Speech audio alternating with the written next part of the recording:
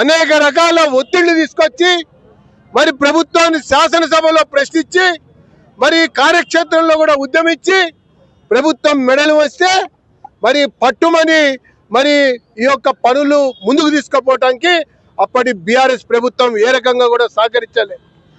అదే సమయంలో కేటీఆర్ ఉప్పల్కి వస్తా అంటే కూడా అడ్డుకోవడం జరిగింది.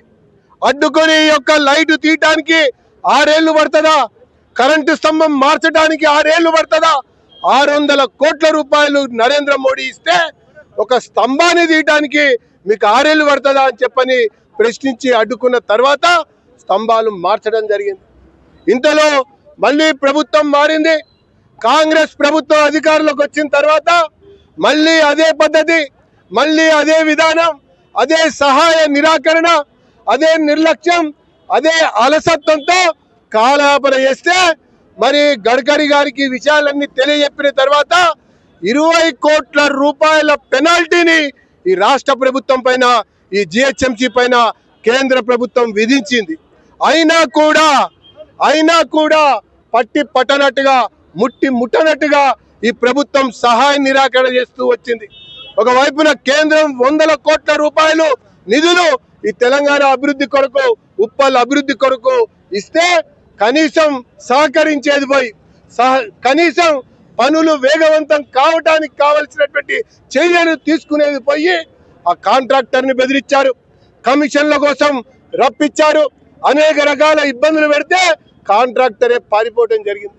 చివరికి ఎట్టికేలకి కేంద్రం జోక్యం చేసుకొని కొత్త కాంట్రాక్టర్ని పెట్టి పనులు ముందుకు తీసుకుపోదామంటే ఇప్పుడు మళ్ళీ ఈ జిహెచ్ఎంసీ, ఈ రాష్ట్ర ప్రభుత్వం నిమ్మకు నీరెత్తినట్టు వ్యవహరిస్తున్నటువంటి సందర్భంలో నితిన్ గడ్కరీ గారు హైదరాబాద్ వస్తున్నటువంటి సందర్భంలో ఈ ప్రభుత్వంపై, ఈ రాష్ట్ర ప్రభుత్వంపై ఒత్తిడి పెంచాలని, పట్టు బిగించాలని, ఈ ఉప్పల్ కారిడార్ పనులు వేగవంతం కావటం కొరకు మరి కాంట్రాక్టర్ని కూడా దారికి తేవాలి, ఈ జిహెచ్ఎంసీ అధికారులు మెడలు వంచాలి, ప్రభుత్వంపై ఒత్తిడి పెంచాలి, పనులు వేగంగా జరగటం కొరకు ఈరోజు ఉప్పల్లో ఈ యొక్క యాత్ర తీస్తున్నామన్నటువంటి విషయాన్ని మనవి చేసుకుంటూ 5వ తారీఖు నాడు మళ్ళీ గడ్కరీ గారిని కలుస్తాం.